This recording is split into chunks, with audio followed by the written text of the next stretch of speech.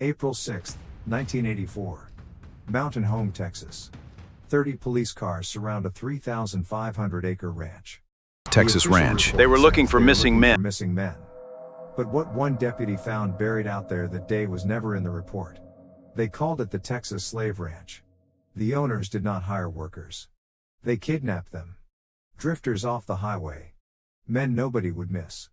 They were forced to make cedar keychains, sold across the hill country, for years. When police finally raided the place, they found torture tapes. They found bone fragments. But they missed one thing. A book. Hidden inside the keychain machine. Deputy Tom Harris was 24 years old. It was his first big raid. While other officers bagged bones and cameras and cassettes, Tom was sent to clear the workshop. Inside, the machine still smelled like fresh cedar. And something else. One machine was jammed. Tom pried it open. Inside, wrapped tight in oilcloth, was a ledger.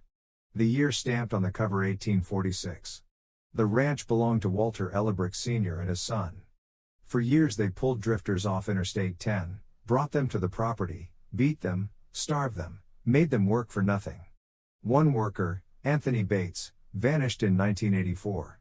His body was never found. The trial made national news. Famous defense attorney Racehorse Haynes represented the family. In 1986 they were convicted of kidnapping, not murder. Walter Sr. received probation. His son got 15 years. The foreman served less than 3. Case closed. But back in 1984, Tom Harris opened that ledger. First page, property of Harmon Farms. Second page, a list of names. Ages. Dollar amounts. This was not a farm record. This was life insurance on enslaved people. Men, women, and children insured like livestock. One name was circled in faded red ink. Amos Harris. Age 22. Insured value $800. Occupation listed as cotton spirit. Tom stared at the surname. Harris. His own last name. Tom's family had farmed in Texas for over 100 years. Slavery was never discussed. Now here was the proof. His great-great-grandfather had owned Amos. But the last page of the ledger told a different story. 1870. A single handwritten entry, land deeded to Amos Harris. 40 acres. For services rendered. Tom knew that land.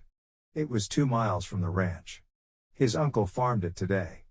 But county records said the family purchased it in 1910. Someone had buried the truth, along with everything else. April 8, 1984. 2 in the morning. Tom Harris drove to those 40 acres.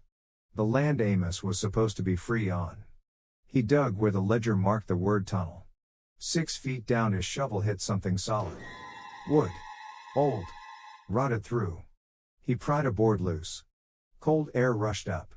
It smelled like earth and fear. Then Tom heard it.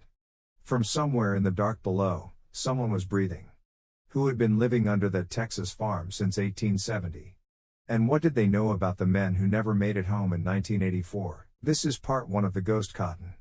If your family farmed in Texas Hill Country, drop your last name in the comments. Part 2 drops Friday. Make sure to subscribe. You don't want to miss part 2.